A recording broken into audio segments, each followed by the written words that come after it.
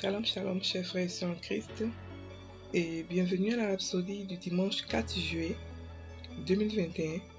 La rhapsodie écrite par le pasteur Christoyaki Lomé, et la lecture vous est offerte par les vérités de l'Évangile. Le thème de la rhapsodie d'aujourd'hui est l'agneau de Dieu. Et le verset est d'Apocalypse 5, verset 6, qui se lit comme suit.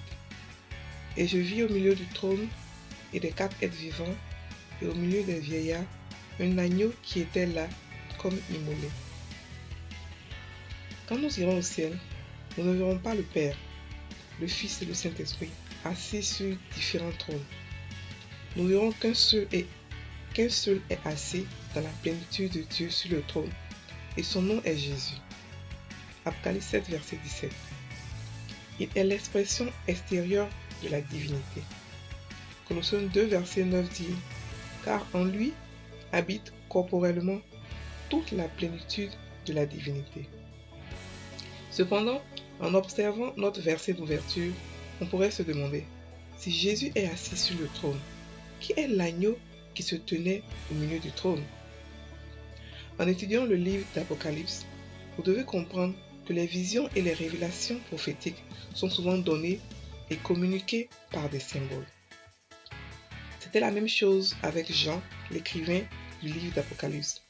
L'agneau ici était une représentation symbolique.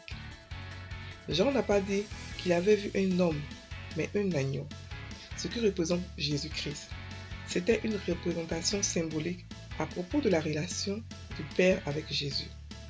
Ceci caractérisait l'attitude et l'humilité de Jésus. Nous en apprenons davantage sur son humilité dans Philippiens 2, versets 5 à 9. Jésus qui n'a point regardé comme un gain à s'égaler avec Dieu, mais il s'est dépouillé lui-même en prenant la forme du serviteur, en devenant semblable aux hommes et ayant paru comme un seul homme. Il s'est humilié lui-même, se rendant obéissant jusqu'à la mort, même jusqu'à la mort de la croix. C'est pourquoi aussi Dieu l'a souverainement élevé et lui a donné le nom qui est au-dessus de tout nom. La version amplifiée. Rappelez-vous des paroles du prophète Ésaïe qui soulignent aussi son humilité et son obéissance. Ésaïe 53, verset 7. Il a été maltraité et opprimé. Il n'a point ouvert la bouche, semblable à un agneau qu'on mène à la boucherie, à une brebis muette devant ceux qui l'attendent. Il n'a point ouvert la bouche. Fin du verset. Jésus est l'agneau qui a été immolé dès la fondation du monde. Apocalypse 13, verset 8. Pour les péchés de tous les hommes. Jean-Baptiste l'a appelé l'agneau de Dieu dans Jean 1, verset 29. Et Pierre, dans son épître, dit la même chose. 1 Pierre 1, verset 19. Maintenant, Dieu nous a intronisés avec lui dans les lieux célestes. Nous sommes assis avec lui. Éphésiens 2, verset 6. Et à travers nous, il démontre l'extrême richesse de sa grâce, de sa gloire et de sa puissance. Béni soit son nom pour toujours. Fin de la rhapsodie. Le pasteur ici veut expliquer que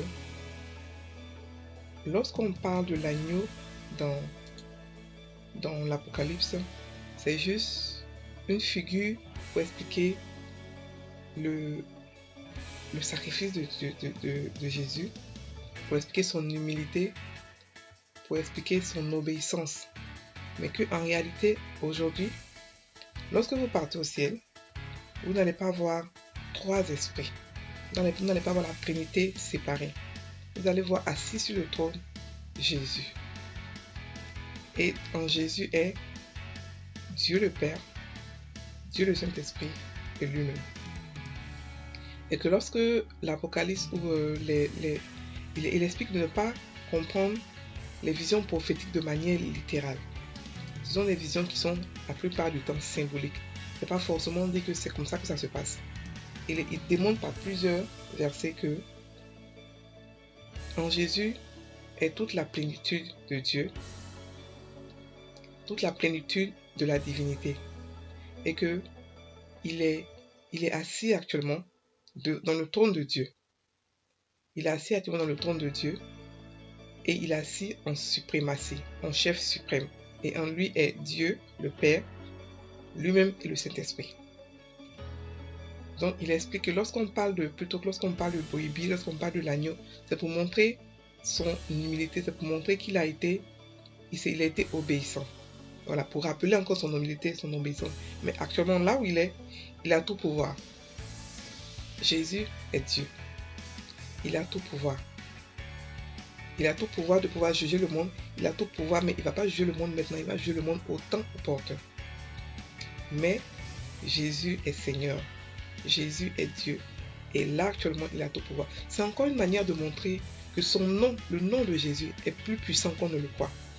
Pour montrer encore la puissance illimitée de Jésus, de son nom. De son nom. Parce que il a été intronisé, nous avons été intronisés avec lui. Il s'est assis à droite de Père. Et Dieu lui a dit, assieds-toi là jusqu'à ce que je fasse de tes ennemis ton marchepied. Et ça a été fait. Jésus a tout pouvoir aujourd'hui. Et nous devons comprendre que ce pouvoir-là, il nous l'a donné, à nous les chrétiens, à nous son Église, au corps de Christ. Il nous l'a donné à nous.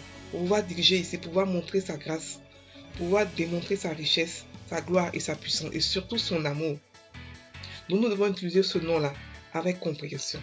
Nous devons utiliser ce nom-là avec sagesse, surtout avec révélation. Chaque chrétien doit comprendre qui est Jésus, pourquoi est-ce qu'il est venu, est-ce qu'il a accompli sa mission, qu'est-ce que son nom peut faire.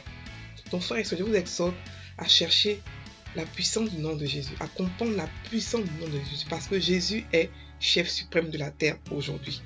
Il est Dieu. C'est ce que le pasteur nous explique aujourd'hui. Voilà, nous allons prendre maintenant la prière. Donc répétez après moi. Cher Père, merci de ce que le Seigneur Jésus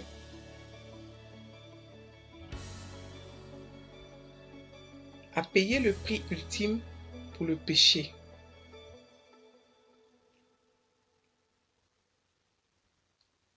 Dont l'homme était rendu coupable sans pouvoir le payer. Maintenant, par l'agneau de Dieu,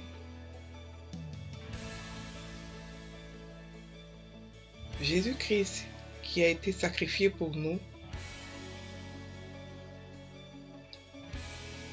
j'ai été mis en liberté pour vivre la vie triomphante et victorieuse en Christ. Je suis intronisé avec lui dans les lieux célestes.